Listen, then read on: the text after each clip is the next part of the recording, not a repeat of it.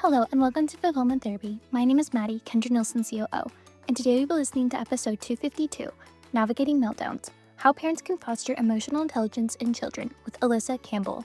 We hope you enjoy. Welcome back to Fulfillment Therapy. Today we have a special guest, Alyssa Campbell. She's an emotional intelligence researcher and founder of SEED with a background in early childhood education. She focuses on changing adult responses to children's emotions. In her 2023 book, Tiny Humans, Big Emotions, she guides parents in fostering emotional intelligence in children, addressing issues like tantrums and defiance. Thank you so much for coming on the show today, Alyssa. Yeah. So we heard a little bit about your bio, but tell us a little bit about you and the things that you love. Totally. I love tiny humans, to be honest. I really just like people. I like being in relationship with people.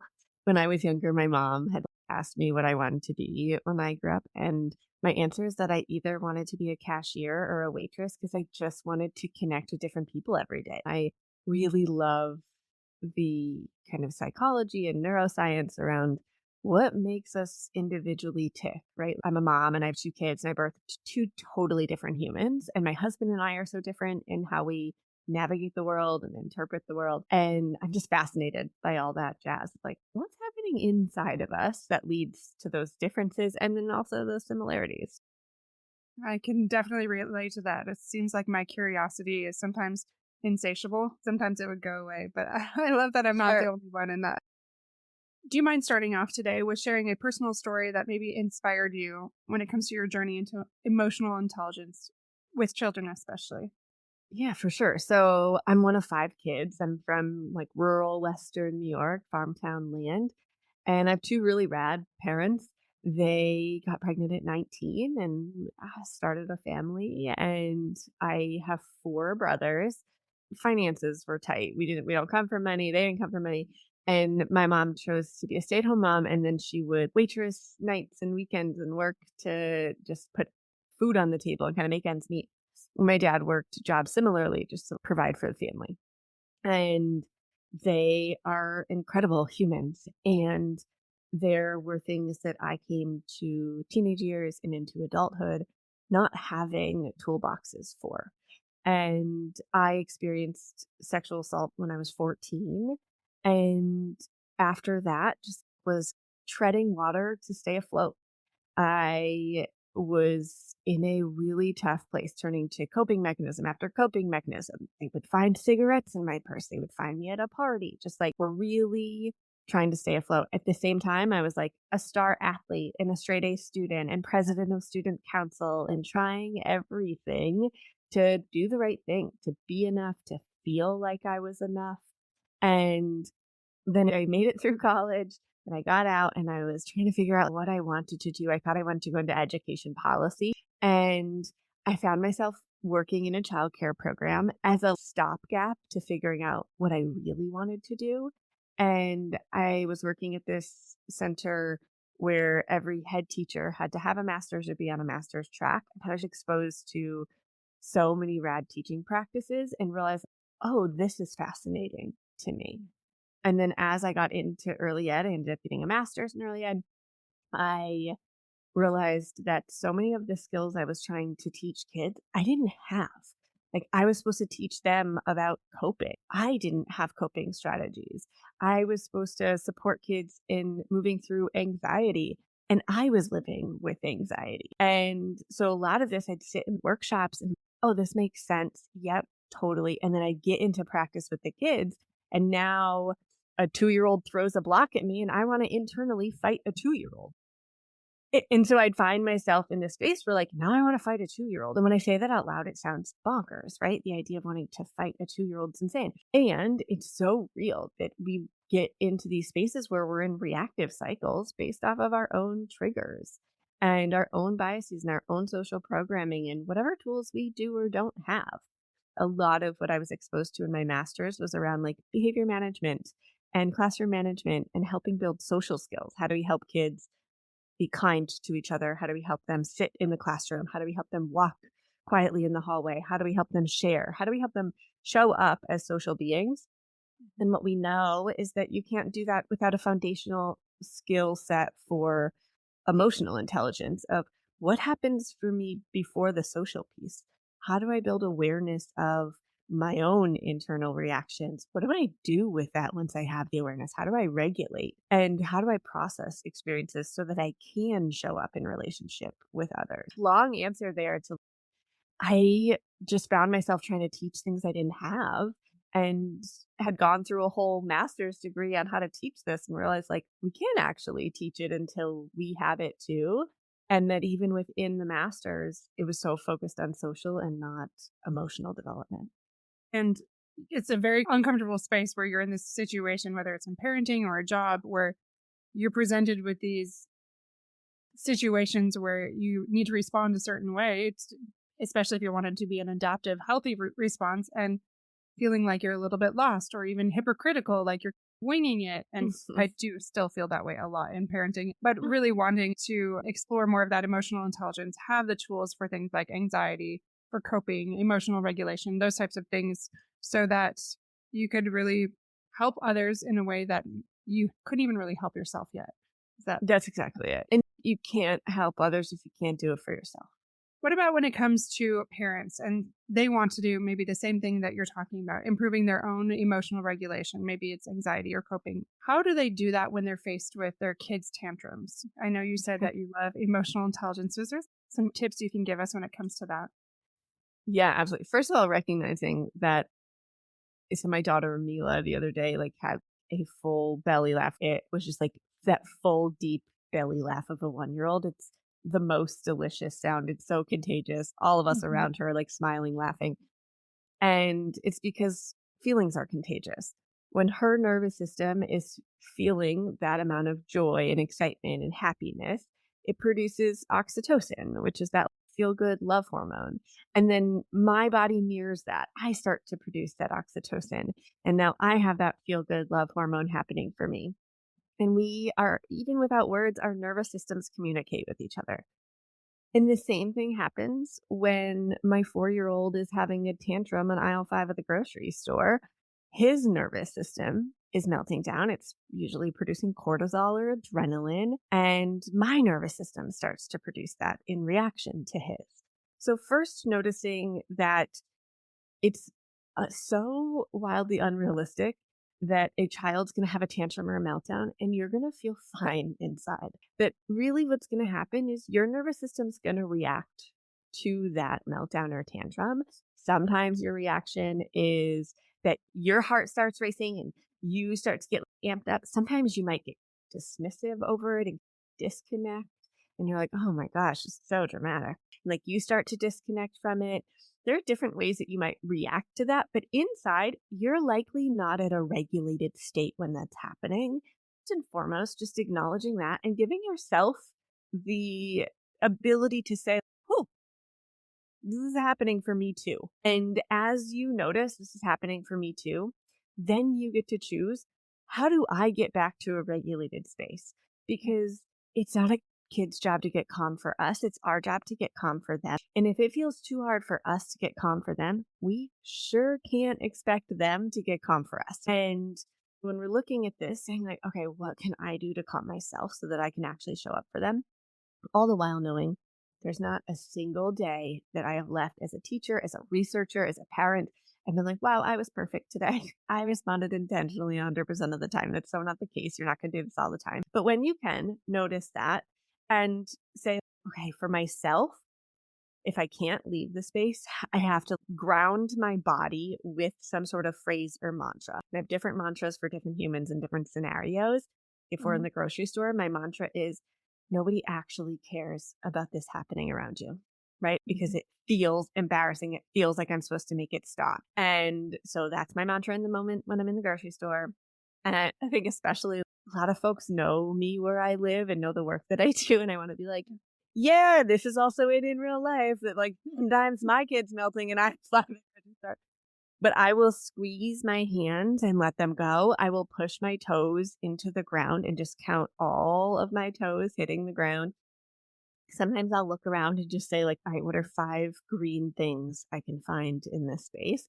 And it's really just like grounding my body so that I can come back into regulation and be here. I have to pair it with a mantra because that helps so that I'm not just like grounding. And then I'm like still like, how do I make this stop? What am I supposed to do? And the mantra is really helpful for me in that process. And then I can turn and say, okay, buddy, you really wanted to get that toy. The other day it was a balloon in the grocery store, and we're not allowed to get one today. Man, I'm going to be here with you while we figure this out. And now sometimes I can pause and we can figure this out. Sometimes I have a 1-year-old who's also in the car and now trying to climb out of the car, and I got to move him along, where I'm like, oh man, you know what? I'm going to take a picture of this balloon and we can figure it out later. Like, are we going to put it on the birthday list? He likes to slide under it. He calls it being a turtle when he wants to like hide. And so he'll slide on like the bottom of the cart where I usually put like packs of seltzer or whatever. He'll slide under there and just lay there. And I had an older woman. I was leaving, like an elderly woman at one point was like, there's a kid under your car. I was like, yeah, I know, that's my son. Thank you so much. But it was as if I didn't know he was there. Some kid had just snuck onto the cart. We have to keep moving. We have to get home for lunch or rest time. But really, in that moment of the tantrum or meltdown, I think what's just so key is I think social media parenting tells us this lie that you'll get to this place where like you're not affected by it. And truly, from a neurobiological standpoint, it's just not true. Our nervous systems talk to each other all the time in the same way that if somebody's having an argument and you walk into the room and even if they're not talking, you can just feel that energy in the space. Our nervous systems communicate with each other. So you're not failing if you're also feeling in those moments. And for the listeners that have not read your book, this is a lot of what it is. How to show up for your tiny humans in a more effective way. Yeah, so we get nerdy with you. We have the book is the first book, Tiny Humans, Big Emotions, is broken up into 3 parts. And then we have Big Kids, Bigger Feelings, publishing in September of 2025. And that is like 5-year-old to 12-year-old range.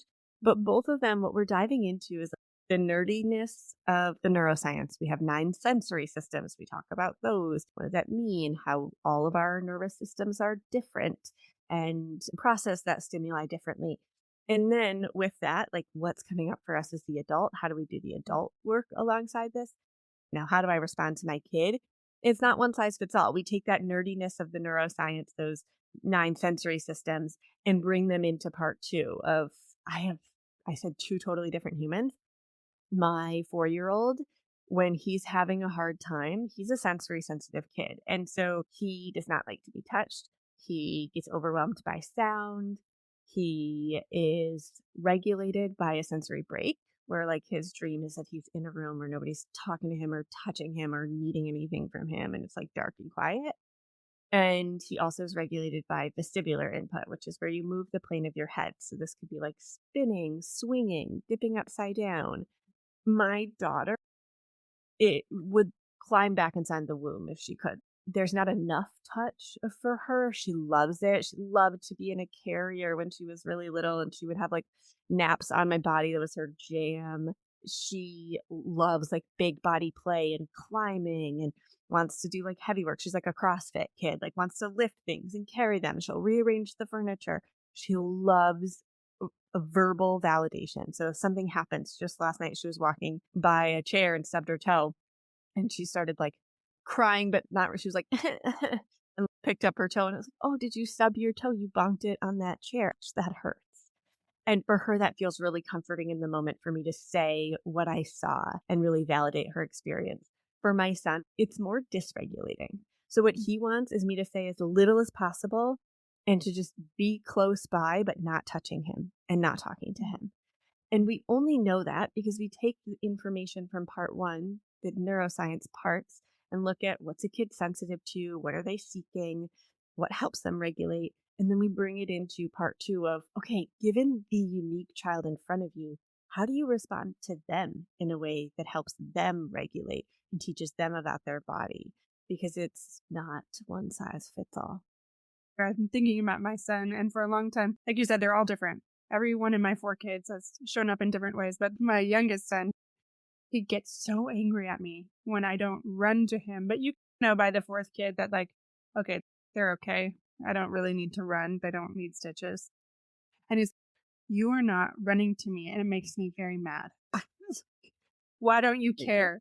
If you cared, you would run to me. I'm like, okay, this is good information, but just breaking it. Oh, I love that. Also, like, how cool that he feels safe enough in his relationship with you that he can say that he can say, I have this need, and knows that you're not going to be mad at him. You're not going to shame him for it, but that he's safe to share that with you. That's awesome, Kendra. His dad and I are both therapists, so I think that helps. Learning some of this just like you are. And I love how you broke it down a little bit, talking about that dysregulation, how you both feel that during tantrums, even if my face is not showing it in the grocery store or whatever it is, like feeling that tension in my shoulders, maybe like my jaw is clenched, whatever that might be, creating some sort of mantra, like you said, nobody actually cares about this. And then also moving to those grounding exercises.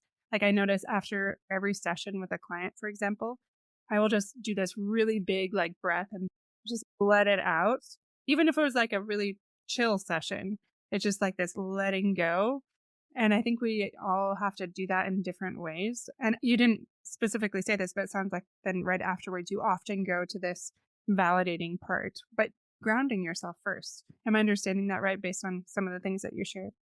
That's exactly right. That so often we try to jump over the us part to just get to the them part because it's uncomfortable for us to be in it. And our nervous system says, make that stop so that we can feel good, right? So that we can get back to feeling calm. This idea that we need somebody else to be regulated in order for us to be regulated. A lot of us learned that. A lot of us experienced that in the way that we were parented or in school systems or how other adults responded to us, where they needed us to be calm, to be quiet, to feel like we were under control. I remember being in 5th grade and Mrs. Conklin, bless Mrs. Conklin, she's doing the best she could with the tools she had. But I was in class and I was chatting with my friend, Jessie Schoonover, and she said, girls, you need to go out in the hall and compose yourselves and then come back in when you're ready. We get out to the hall and I turned to Jessie and I was like, do you know what it means to compose ourselves? She was like, I have no idea what that means. So we're just like standing in the hall. We don't know what we're supposed to be doing. And what we knew though was we're supposed to be quiet and still, right? And we didn't know, are we allowed to ask questions? What are we allowed to do? What she needed. And now looking back and so many more clues about Mrs. Conklin, she's a sensory sensitive human. And for teachers, it's very challenging when you're sensory sensitive because kids come with a lot of stimuli. There's noise in the space, there's a lot of visual stimuli, etc. And a lot of times what we see with sensory sensitive teachers is that they start to look for compliance from kids because nervous system's overwhelmed. So they're like, we need you to stop talking and moving your body so that I don't lose it. And that's what Ms. Conklin was experiencing probably, right? Like she needed us to compose ourselves and come back in and be quiet. And really what we're seeing here is the adult needs to have tools for their own regulation. But so many of us experience things like that now I said in Tiny Humans, I wrote, sometimes I open my mouth and my mom comes out and sometimes it's great. Sometimes I absolutely want to pass that thing on. I learned so many great things from my parents. And sometimes I've spent a lot of time, money, and therapy trying to not pass that on. And so, like, then what do we do with those things? So listeners can go and look at your resources because these are things that we all are trying to improve on no matter what stage we are in. The first book is Tiny Humans, Big Emotions. And then what about the second book?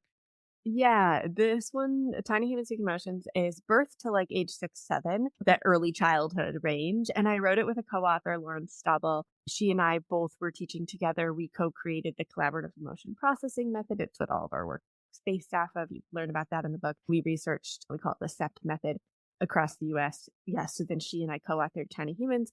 And then Big Kids, Bigger Feelings is that like age 5 to 12-year-old range where we're so often what we were hearing from folks reading this, they were like, oh my God, this is so helpful. And also, what do I do with my older kid? Can you write the Big Kids, Bigger Feelings version?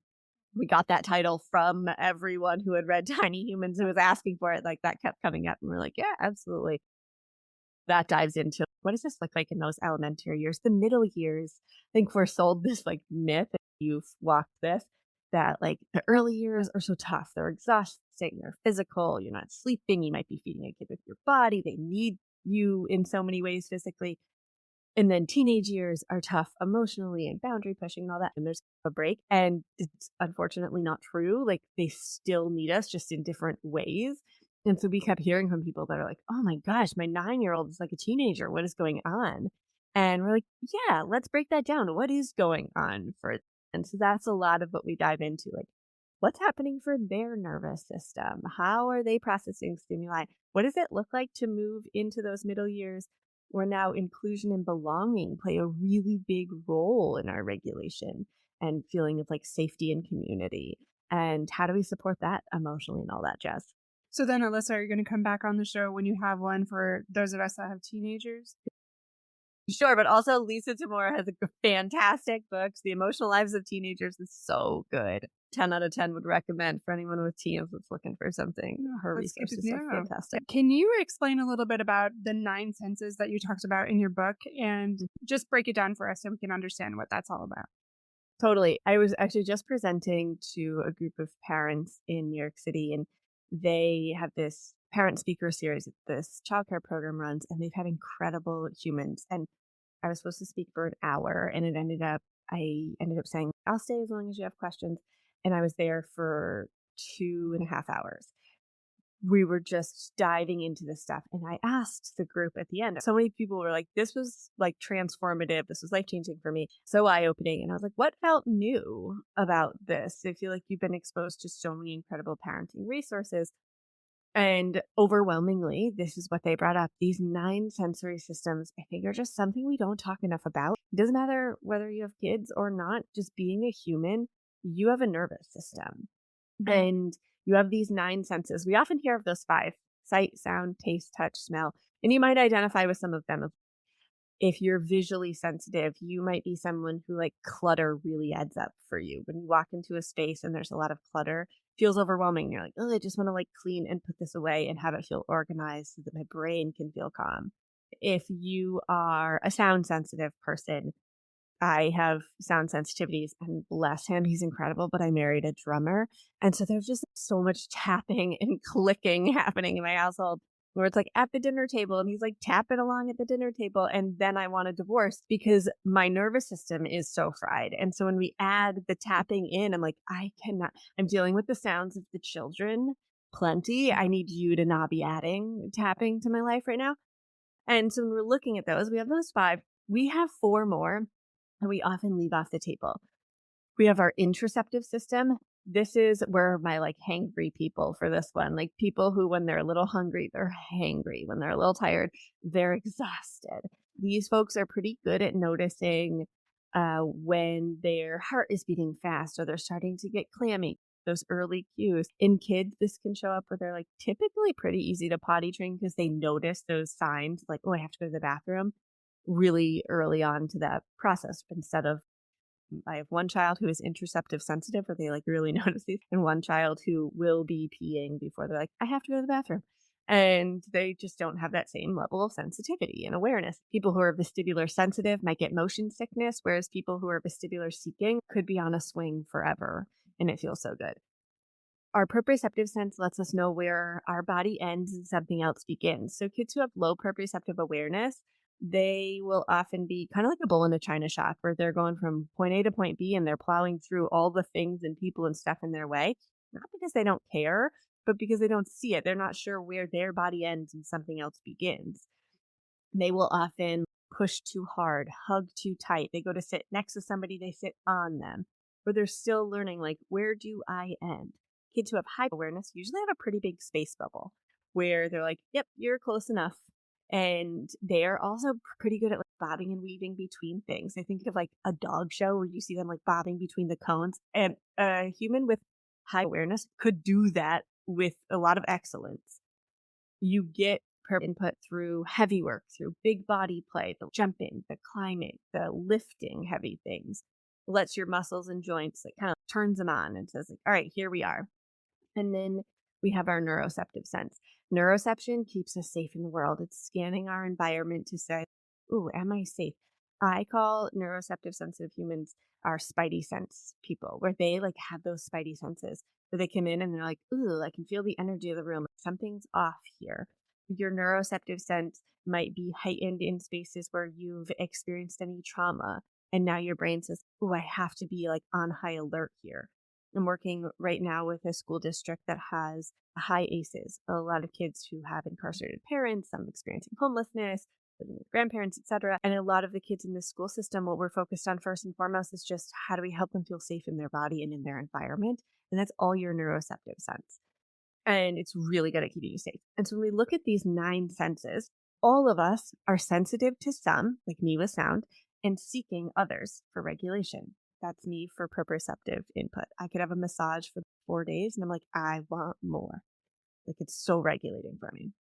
We can see within this that we'll have sometimes a sensory mismatch. My son and I are a sensory mismatch. He and my husband are a sensory match. When he's having a hard time, what I want when I'm having a hard time is like my daughter. I want somebody to talk to me and validate my experience and hug me and touch me and be close to me. And that's my son's nightmare. Can you please stop talking and touching me? I want to give him a hug. And I have to be super mindful of this, overriding what feels instinctual for me to show up for what's actually beneficial for him. And what that looks like for him is a sensory break. It's a break in stimuli. It's me not talking, not touching him, reducing any background noise if I can, making sure there's spaces in our environment where he can go hide. We were at a birthday party 2 weeks ago and he went into our friend's bedroom and just took a break by himself. And at this point, he knows how to do that on his own because we scaffolded it over and over for so long, where we would take the break with him. And now he knows what it looks like to ask for that or to go do that. When we're looking at these 9 sensory systems, we can't do any of the work around like emotion processing or regulation until we understand this, because how I regulate is different than how my son and my husband regulate. It's not one size fits all. And we were looking for a resource we could send people to that would help you understand, what does this look like for me? So what am I sensitive to? What am I seeking? What does this look like for my child? And couldn't find something without individually, privately working with an occupational therapist who has integrative training for integrative sensory system. And they are few and far between, and it's expensive and not accessible. And so we worked with a group of OTs who have this training, and we put together a regulation questionnaire that can give you an idea. You can take it as many times as you want. You can take it for any age group, and it will show you where might that person be sensitive, how sensitive, where might they be seeking on that spectrum, how much are they seeking that? Is it something where they need to have a fidget available? Or on the other end of that spectrum, are they going to be really aware of how clothes feel, that they're too tight, they're too itchy, they're too something all the time? And we break down those 9 sensory systems and provide you with, how do you make sense of that? What does that mean? And it's totally free to take. There's a paid version if people want that, but you can get all of what I just named for free at seedquiz.com. And it's available starting in April.